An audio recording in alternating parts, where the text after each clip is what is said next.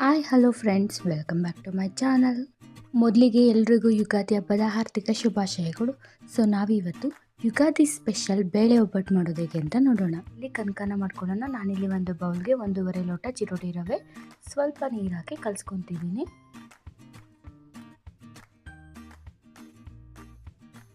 ಸ್ವಲ್ಪ ನೀರಾಗಿ ಕಲಿಸ್ಕೊಳ್ಳೋಣ. ಆಮೇಲೆ ಎಣ್ಣೆಲೇ ಕಲಿಸ್ಕೊಳ್ಳೋಣ. ಇಲ್ಲಾಂದರೆ ನೀರಲ್ಲೇ ಕಲಿಸ್ಕೊಂಬಿಟ್ರೆ ಏನಾಗುತ್ತೆ ಅದು ಅಂದರೆ ಒಬ್ಬಟ್ಟು ತಟ್ಟಬೇಕಾದ್ರೆ ಒಡೆದೋಗ್ಬಿಡುತ್ತೆ. ಸೊ ಸ್ವಲ್ಪನೇ ಎಣ್ಣೆ ಹಾಕಿ ಚೆನ್ನಾಗಿ ನಾದಿಸ್ಕೊಳ್ಳೋಣ. ನಾನಿಲ್ಲಿ ಅರಿಶಿನ ಮುಂಚೆ ಹಾಕಬೇಕಿತ್ತು, ಮರೆಸ್ಕೊಬಿಟ್ಟೆ. ಇವಾಗ ಆ್ಯಡ್ ಮಾಡಿದ್ದೀನಿ, ಮುಂಚೆನೇ ಹಾಕ್ಕೋಬೋದು. ಸೊ ಇದನ್ನ ಚೆನ್ನಾಗಿ ಕಲಸಿ ಸೈಡಲ್ಲಿ ಎತ್ತಿಟ್ಕೊಳ್ಳೋಣ. ನಾನಿಲ್ಲಿ 1 ಲೋಟ ಬೇಳೆನ ತೊಗೊಂಡಿದ್ದೀನಿ. ಅದನ್ನು ಚೆನ್ನಾಗಿ ತೊಳೆದ್ಬಿಟ್ಟು ಕುಕ್ಕರ್ಗೆ ಹಾಕ್ತಿದ್ದೀನಿ. ಅದಕ್ಕೆ ಸ್ವಲ್ಪ ನೀರು ಹಾಕ್ಕೊಳ್ಳೋಣ. ನೀರು ಹಾಕಿ ಒಂದೇ ಒಂದು ವಿಷಲ್ನ ಹೊಡೆಸ್ಕೊಳ್ಳೋಣ.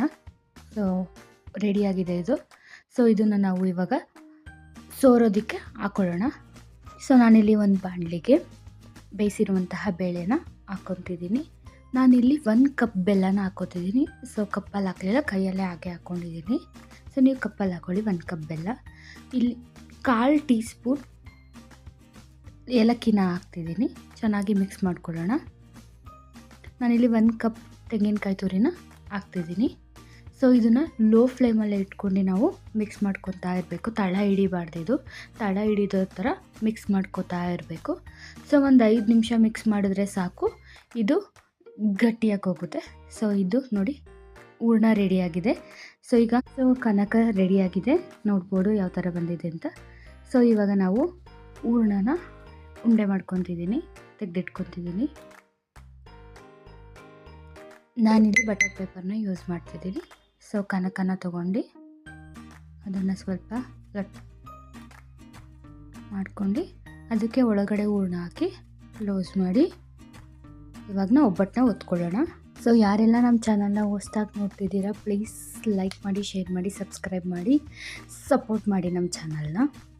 ಸೊ ಇದು ನಾನು ಹಂಚಿನ ಕಾಯಕ್ಕಿಟ್ಟಿದೆ. 1 ಸ್ಪೂನ್ ತುಪ್ಪ ಅಥವಾ ಎಣ್ಣೆ ಹಾಕ್ಬೋದು. ನಾನು ಇಲ್ಲಿ ಎಣ್ಣೆನೇ ಹಾಕ್ಕೊಂಡಿದ್ದೀನಿ.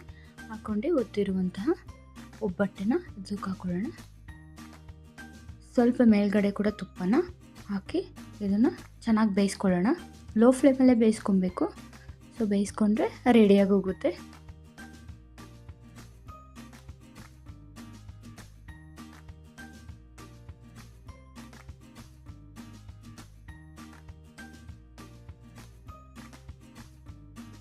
ಈ ವಿಡಿಯೋ ನಿಮಗೆ ಇಷ್ಟ ಆದರೆ ಲೈಕ್ ಮಾಡಿ. ಇನ್ನಷ್ಟು ರುಚಿ ರೆಸಿಪಿಗಳಿಗೆ ನಮ್ಮ ಚಾನಲ್ನ ಸಬ್ಸ್ಕ್ರೈಬ್ ಮಾಡ್ಕೊಳ್ಳಿ. ನೋಡ್ಬೋದು ಹೇಗೆ ಬಂದಿದೆ ಅಂತ, ಗರಿಯಾಗಿ ಕ್ರಿಸ್ಪಿಯಾಗಿ ಬಂದಿದೆ. ಸೊ ನೀವು ಮನೇಲಿ ಟ್ರೈ ಮಾಡಿ ಹೇಗೆ ಬಂದಿದೆ ಅಂತ ಕಮೆಂಟ್ ಮಾಡಿ.